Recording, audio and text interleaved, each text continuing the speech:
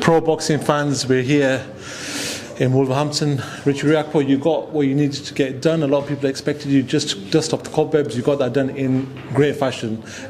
Just want to move on. We would need to talk about 2024, even the end of 2023. I spoke to Opetaia on Wednesday and said, listen, I wanted these big fights in Saudi. I wanted the big boys in Saudi.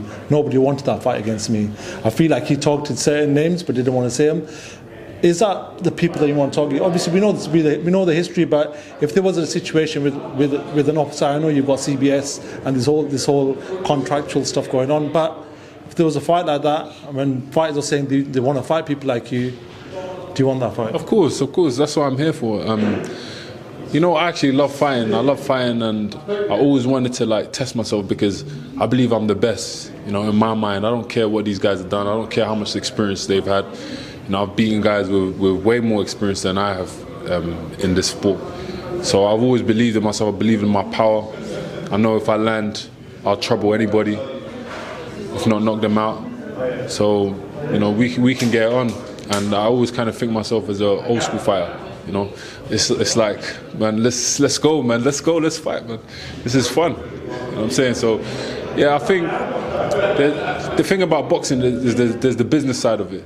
And that's what affects a lot of these fights that the fans want to see from manifesting and materializing in real life. But you know what? Things are changing now. Boxing's becoming. The Saudis are doing a great job, you know, I have to admit. So you might see the fights that you lot dreamed about now happen just like that, bang. You know what I'm saying? Money talks, money talks. A lot of people are calling him one of the most exciting fights in the division. We saw what he did against Jordan Thompson. You know, was in a great fight against Maurice Bradis. How do you view Opetaia?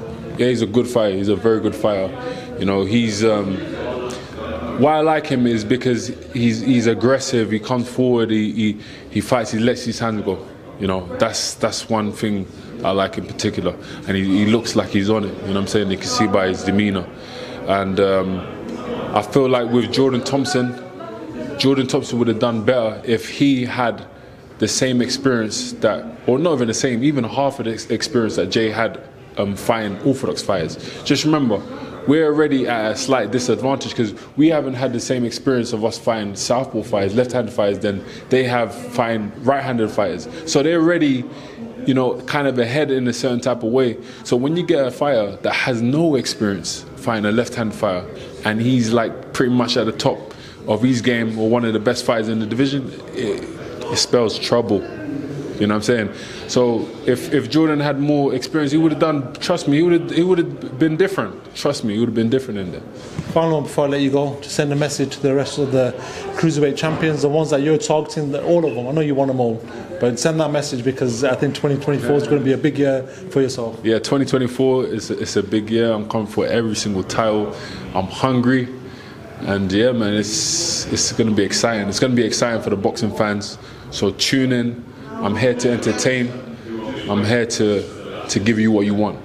The Midnight Train. Richard Riakporhe, it's a pleasure to talk to yourself, sir. Thank you very much.